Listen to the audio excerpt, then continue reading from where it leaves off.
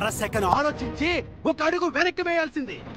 తప్పు నీది కాదు, నాది.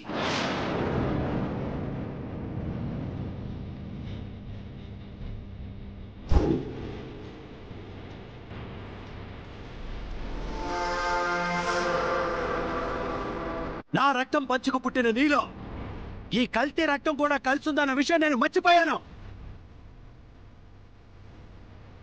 అప్పుడు ఈ తప్పుడు మనిషి చేసిన తప్పు, నువ్వు తప్పు దాచి నువ్వు చేస్తున్న మోసం, నా దృష్టిలో రెండు ఒక్కటే.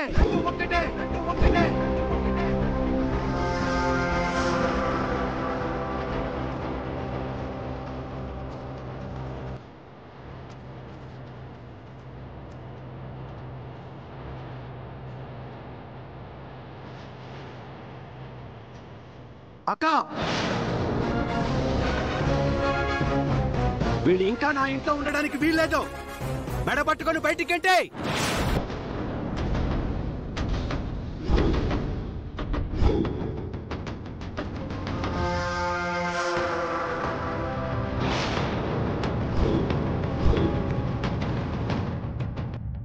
నాయనా, నేను చెప్పేది విను. నాయనా,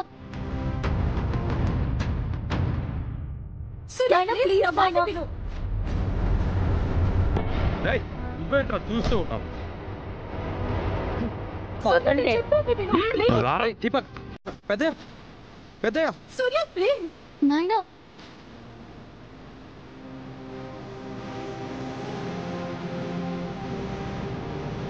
బాగుంది.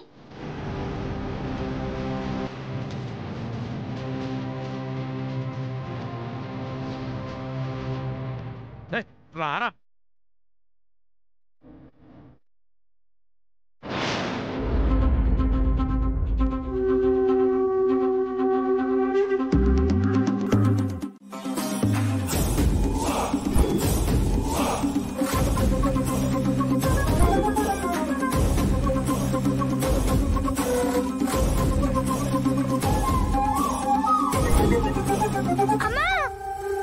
బట్టే ఆగో.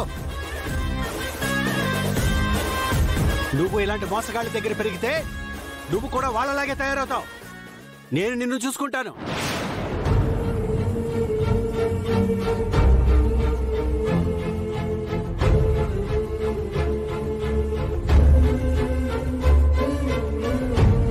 ఇంకెప్పుడు మీ మొహం కూడా నాకు చూపించకండి.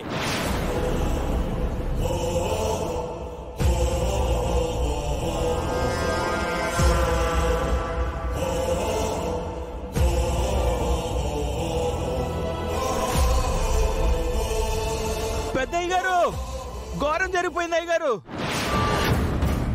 అయ్యా, పెద్దయ్య గారు.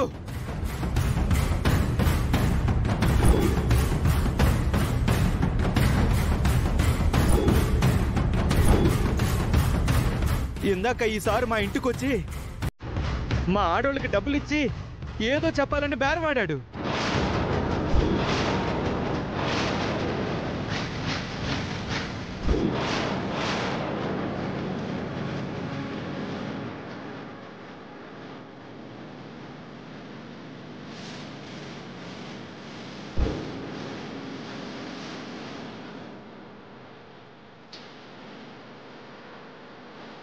వద్దయ్యా అని చెప్పినా వినకుండా మా ఆవిడ్ని కారెక్కించుకుని వచ్చాడయ్యా.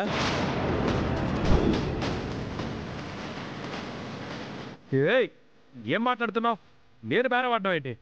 ఆవిడికి తెలిసిన నిజాన్ని మా మావయ్యకి చెప్పమని నేనే ఇక్కడికి తీసుకొచ్చింది. అయ్యా, ఈసారి అబద్ధం ఆడుతున్నాడయ్యా.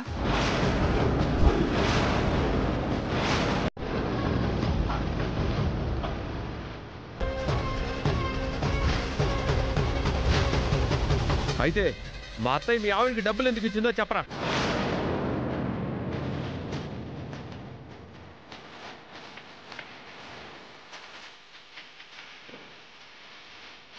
అయ్యా, అయ్యా, అసలు ఏం జరిగిందంటే ఈసారి మొత్తం అబద్ధం ఆడుతున్నాడయ్యా. అయ్యా, ఏం జరిగిందో మీకు వివరంగా చెప్తాడయ్యా. అయ్యా, ఆ బాబు చెప్పిందంతా అబద్ధమయ్యా. అసలు ఏం జరిగిందంటే మా బిడ్డకు ఒంట్లో బాగలేదు, అందుకని ఈ ఎమ్మెల్యే గారిని డబ్బు సాయం అడిగాం.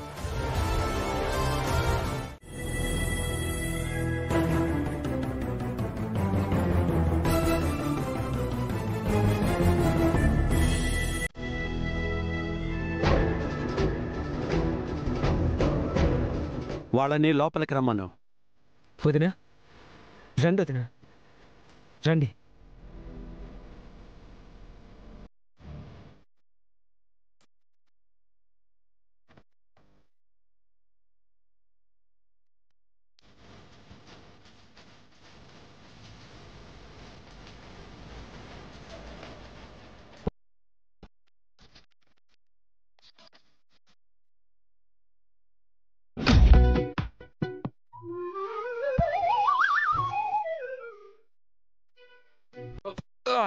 లేక లేక బయటికి వెళ్తుంటే నీ బుర్రతకు పనితో బయటికి వెళ్ళే మూడు ఉత్సాహం అన్ని పోగొట్టావు.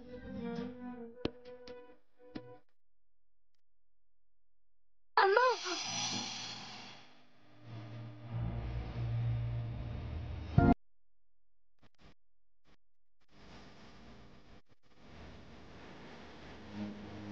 ఏమి ఎవరు పడితే వాళ్ళు చెప్తే చేసేయడమేనా?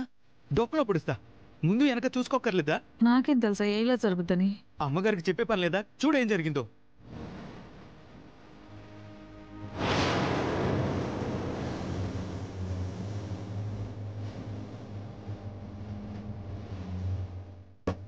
రండి వదినా, రండి.